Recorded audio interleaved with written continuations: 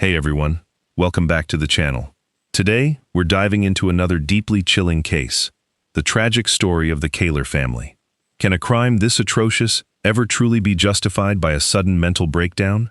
Back in 1995, Kansas passed a pivotal law stipulating that a perpetrator who commits a premeditated crime cannot evade accountability by claiming a mental disorder prevented them from distinguishing right from wrong.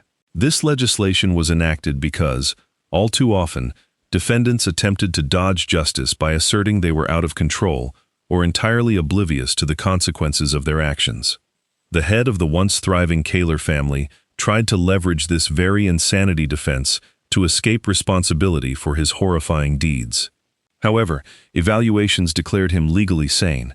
Psychologists concluded that his devastating rampage was driven not by madness, but by unbridled jealousy, overwhelming rage, and a toxic desire for vengeance against the ex-wife who left him and the daughters who dared to take her side. Tragically, domestic violence fueled by pathological jealousy and revenge remains a pervasive global reality, with statistics revealing that these dark motives account for 1 out of every 8 violent crimes. Deep-seated insecurity, obsessive paranoia, and a desperate need for control can transform a human being into a monster, one capable of turning against their own flesh and blood. To understand how this nightmare unfolded, we have to look back at the origins of the Kahler family. James Craig Kahler was born in 1963 in Weatherford, Texas, the exact same town where his future wife, Karen Kahler, née White, was born 2 years later in 1965. Their paths crossed in the early 1980s while attending a Texas university. Craig was a driven engineering major closing in on his degree, while Karen was a vibrant freshman exploring the humanities. They connected almost instantly, kicking off a passionate romance that painted them as the absolute picture-perfect couple. Craig distinguished himself as an exceptional student, celebrated for his sharp intellect and relentless determination. In the late 1980s, shortly after graduating, the couple tied the knot in an intimate ceremony, surrounded by their closest loved ones. Life moved fast from there. They welcomed their first daughter, Emily, in 1991, followed by their second daughter, Lauren, in 1993. Settled in a cozy home in Weatherford, they enjoyed a comfortable, well-off lifestyle by local standards. By 1999, as Karen was pregnant with their third child, Craig's career was soaring, and on the surface, the Kahlers seemed to have it all, unaware of the dark storm quietly brewing underneath. He received a lucrative job offer from a prominent utility company right in Weatherford, a career milestone that conveniently coincided with the birth of their son, Sean, whom he adored endlessly. Flush with his elevated income, Craig upgraded their lifestyle, purchasing a sprawling residence in the city's most affluent neighborhood, alongside a dependable new family vehicle. Karen remained a stay-at-home mother, cementing Craig's position as the primary breadwinner. To the outside world, the family was the picture of suburban perfection. Their daughters, Emily and Lauren, were wonderfully gifted in both academics and the arts, regularly competing in vocal contests and local cultural events.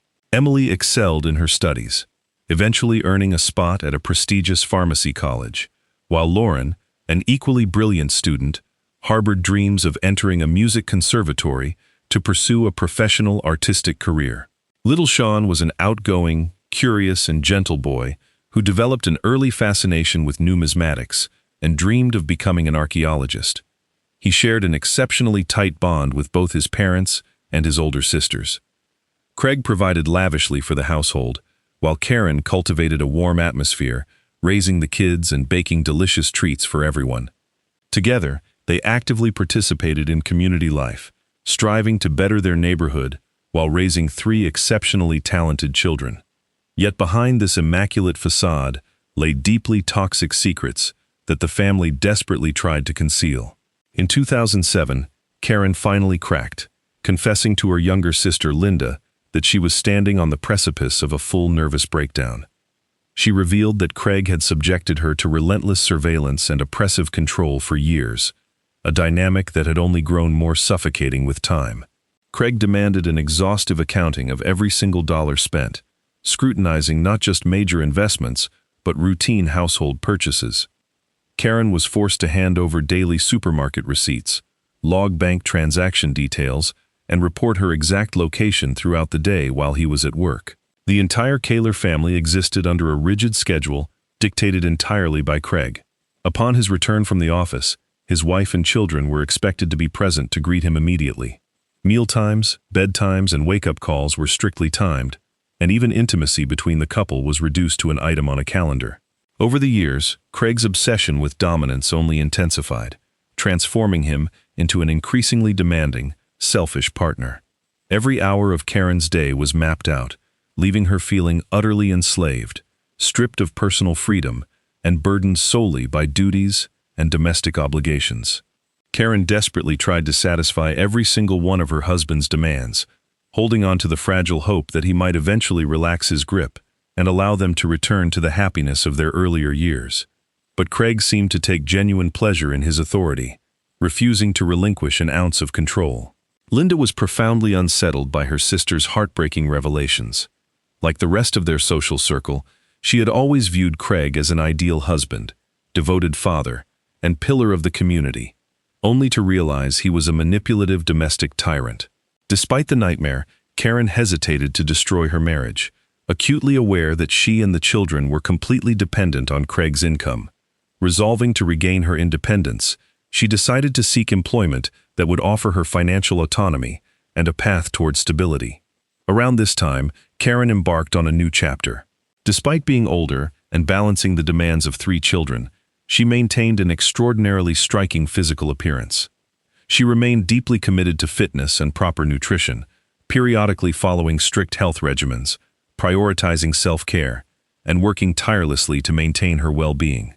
To keep her routine entirely hidden from her husband, Karen took up daily jogging and quietly enrolled in a local fitness club, where she began working out for several hours every single day. The gym became her personal sanctuary, a place to blow off steam, escape her suffocating home life, and process her private thoughts. She scheduled all her workouts precisely while Craig was at work, ensuring he remained completely oblivious to her new lifestyle. Before long, the club's management took notice of the striking, exceptionally fit, and dedicated woman. They offered Karen a chance to step into the role of a fitness instructor, complete with a trial period and the promise of a formal employment contract. For a former stay-at-home mother, this was a dream beyond imagination, an opportunity to pursue her passion while earning a respectable income of her own. Eventually, Craig uncovered his wife's secret trips to the gym. Anticipating an explosive confrontation and a strict ban on her workouts, Karen braced for the worst. To her utter surprise, he responded with startling calm. He even appeared genuinely pleased that she had found a meaningful outlet and was bringing in her own money. His only demands were that she be home before he returned from work, keep up with cooking the family meals, and maintain their scheduled intimacy. Karen readily agreed to these terms. After all, she now enjoyed a newfound sense of personal freedom and the financial independence to cover her own expenses without accounting for every single dime. Before long, a new instructor named Sonny Rice joined the staff at the fitness center, setting the stage for an unexpected romance and a complex love triangle. Karen and Sonny clicked instantly, rapidly building a close bond. For Karen, who had spent years isolated at home with little social connection outside her immediate family, Sonny became a deeply trusted confidant. The two spent nearly every day together at work, sharing quiet walks, grabbing coffee, and engaging in deep, heart-to-heart conversations. Naturally, it did not take long for their close friendship to blossom into something far more intimate. Though they carefully concealed their burgeoning romantic feelings and secret relationship from the world, Karen eventually realized she could not keep her husband in the dark forever. She spent grueling months agonizing over the confession, searching for the right words, unsure of how to initiate the conversation or what devastating consequences might follow. When she finally summoned the courage to open up to Craig, he was visibly bewildered by the revelation. Yet, once again, he remained remarkably composed and refrained from making a scene. The very next day, however, Craig delivered a proposal that caught Karen entirely off guard. He declared that he would tolerate her ongoing relationship with Sonny, but only under one absolute condition. He had to be included, insisting on joining them as a partner in their relationship. Karen was utterly shocked by her husband's bizarre request and found herself entirely at a loss for how to respond. Unbothered by her hesitation, Craig immediately took the initiative to push his way into their dynamic. Craig immediately took charge, actively courting Sunny by showering her with flowers and thoughtful gifts. To him, this unexpected arrangement seemed like a golden opportunity to reignite the spark in his intimate life, injecting fresh passion and novelty into his marriage with Karen. At first, the two women reluctantly acquiesced to his proposal. However, it did not take long for them to realize that for Craig, the entire dynamic was nothing more than an insidious power trip aimed at maintaining control. Their unusual love triangle proved short-lived. Before long, the women made it abundantly clear to Craig that he was utterly unwelcome in their relationship. Deeply insulted and humiliated by the rejection, Craig issued an ultimatum, demanding that Karen end the affair immediately. But Karen refused to break things off. She had fallen genuinely in love with Sunny, and after nearly 2 decades of marriage, she was finally ready to abandon her old life and build a future with her new partner. Desperate to save his unraveling family after months of explosive arguments, bitter confrontations, and agonizing deliberation, Craig decided that the only solution was a fresh start in another state. He believed that physically removing Karen from her environment would sever her connection with Sunny and restore normalcy to their home. He threw himself into a job search, firing off resumes until he successfully landed a prestigious position as the water director for a major utility company in Columbia, Missouri, a city sitting right near the Kansas border. The relocation took place in the summer of 2008, proving to be a difficult transition for the children, who were forced to change schools, leave behind lifelong friends, and adjust to unfamiliar surroundings. Financed by Craig's new salary, which was nearly double what he earned back in Weatherford, the family was more affluent than ever. However, the step up in position came with grueling work hours and significantly greater responsibilities. Craig naively convinced himself that he had cut Sunny out of his wife's life forever, but he could not have been more mistaken. Unbeknownst to him, Karen and Sunny remained in constant communication, exchanging frequent phone calls and text messages while orchestrating secret rendezvous. The two women would regularly drive out to meet halfway, spending a few private hours in roadside motels before returning to their respective lives. By this point, Karen knew her marriage was beyond saving. Her feelings for her husband were entirely gone, and divorce was merely an inevitable matter of time. These covert trysts continued uninterrupted until December 2008.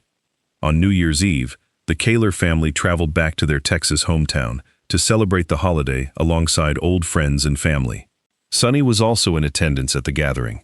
At first, Karen and Sunny kept a low profile, playing it safe with polite greetings and subtle interactions. However, as the night wore on and the alcohol flowed, the two women gradually abandoned all discretion. They became virtually inseparable, holding hands, exchanging long, longing glances, and eventually being caught kissing by several astonished guests. Craig was not merely angry, he was utterly consumed by fury.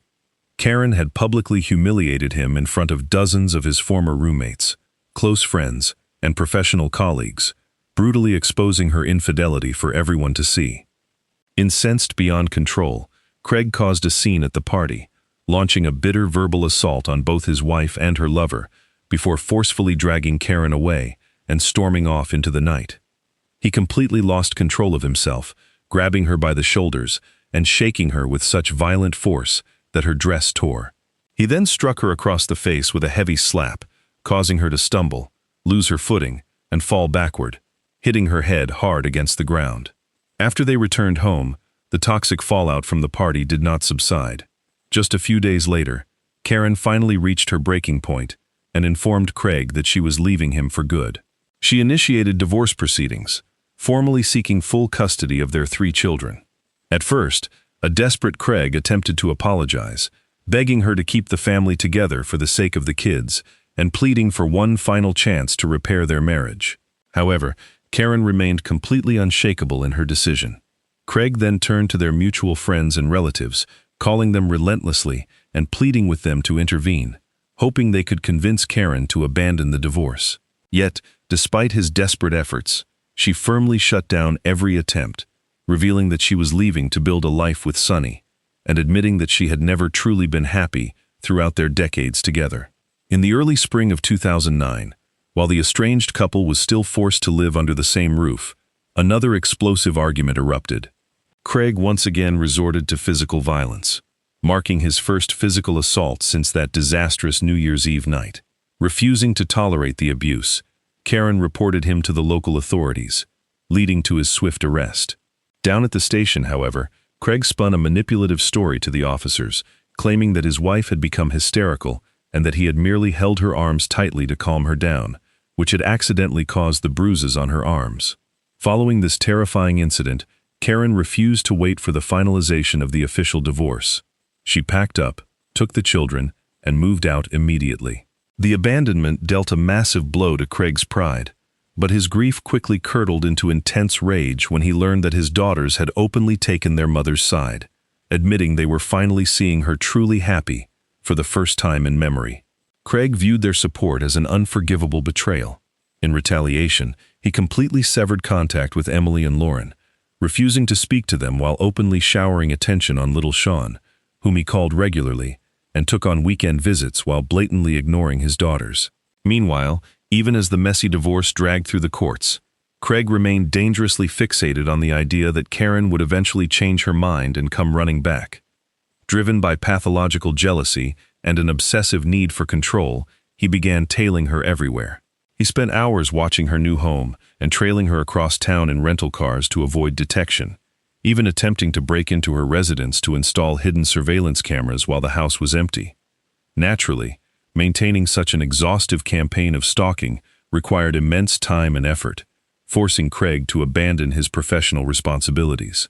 First, he burned through his remaining vacation days. Then, he falsely claimed to be sick, and ultimately, he simply stopped showing up to work altogether, without offering any explanation. His reckless neglect inevitably led to his termination from his high-paying position as water director. Having lost both his career and his sole source of income, Craig was forced to pack up his life and move into his parents' house, no longer able to afford a home of his own. Now burdened with endless free time and zero distractions, he dedicated every waking hour to stalking his ex-wife around the clock. Left with no other choice to protect her safety, Karen was forced to take her ex-husband to court to secure a legal protective order to stop him from coming anywhere near her. Just before Thanksgiving in November 2009, Karen packed up her children and drove to the quiet small town of Burlingame, Kansas, to spend the holiday with her 89-year-old grandmother, Dorothy White. But what was supposed to be a peaceful family retreat quickly descended into a scene of unimaginable horror.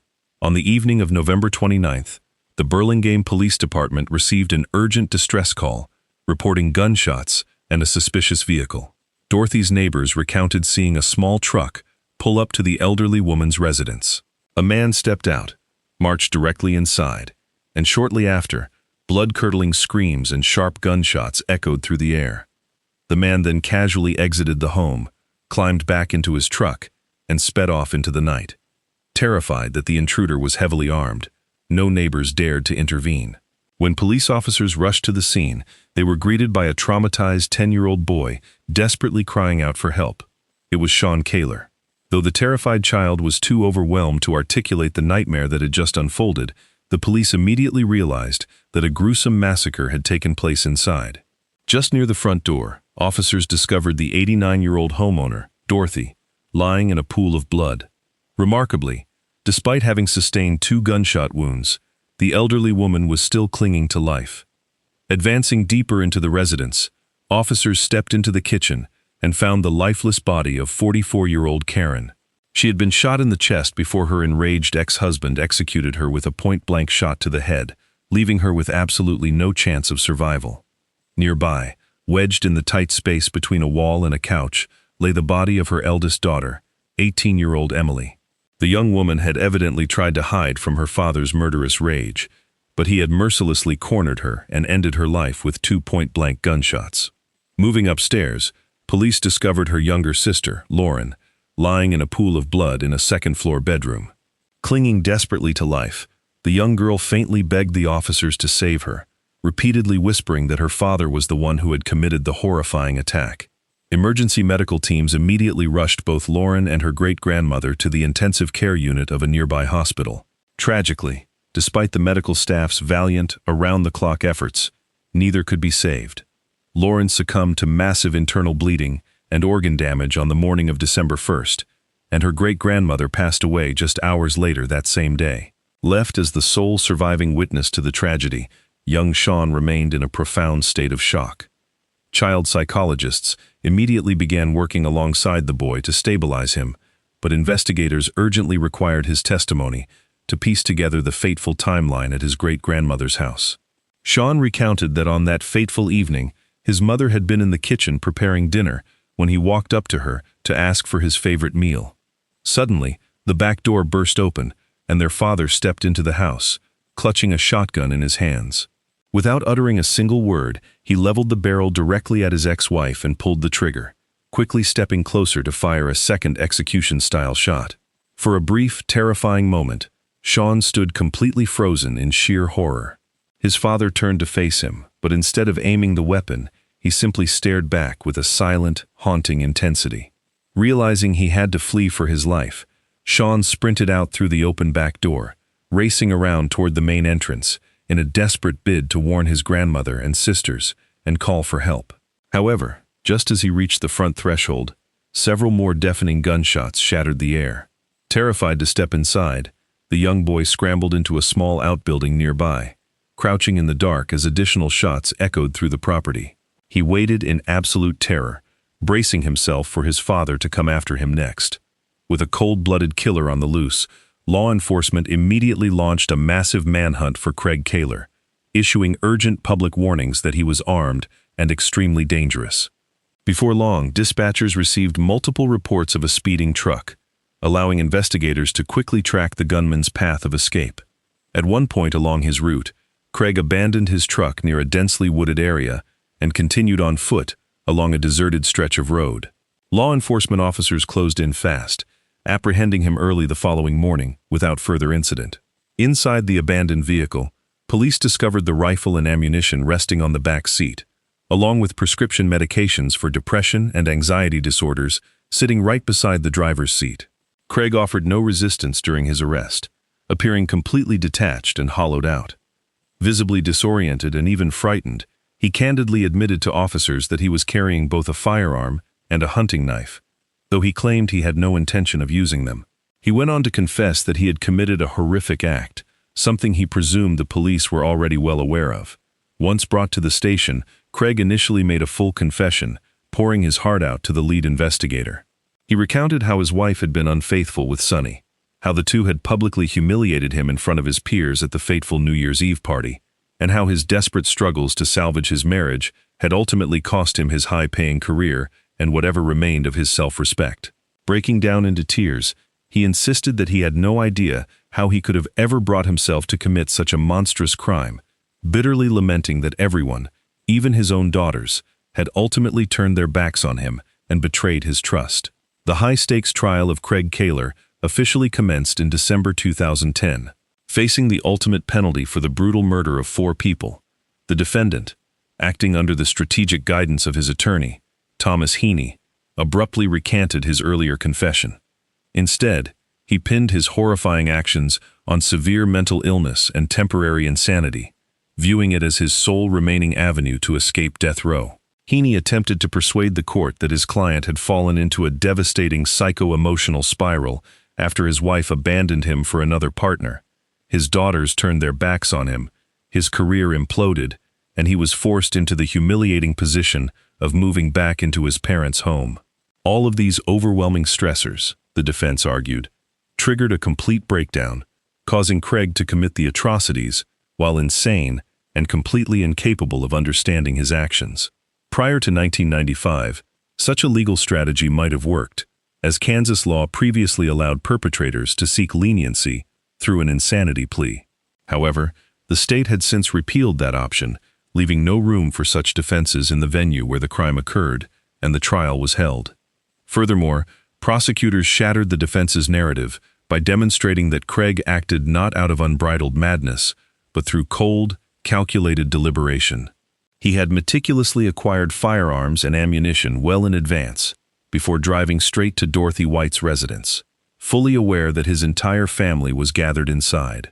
He systematically shot each victim twice to ensure none would survive, yet noticeably chose to spare his son, Sean, allowing the young boy to flee the bloodshed unharmed. In August 2011, the jury returned a unanimous verdict, finding Craig guilty on all counts and sentencing him to death.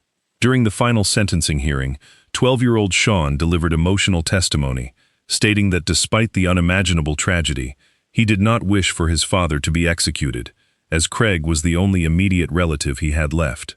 Despite an exhaustive series of appeals filed over the years by Craig and his legal team, the conviction and capital sentence have remained firmly intact. To this day, he remains behind bars, continuously mounting legal challenges in a desperate attempt to overturn his death sentence and secure a judicial review. As for Sean, following the tragic loss of his mother, sisters, and great-grandmother, he was officially placed under the guardianship of his maternal grandmother. Now an adult, he completed his education, built a life for himself, and chose to remain living and working in his home state. Thanks for watching, everyone. Don't forget to subscribe to the channel and hit that notification bell so you never miss an update. There are plenty more incredible cases coming your way soon.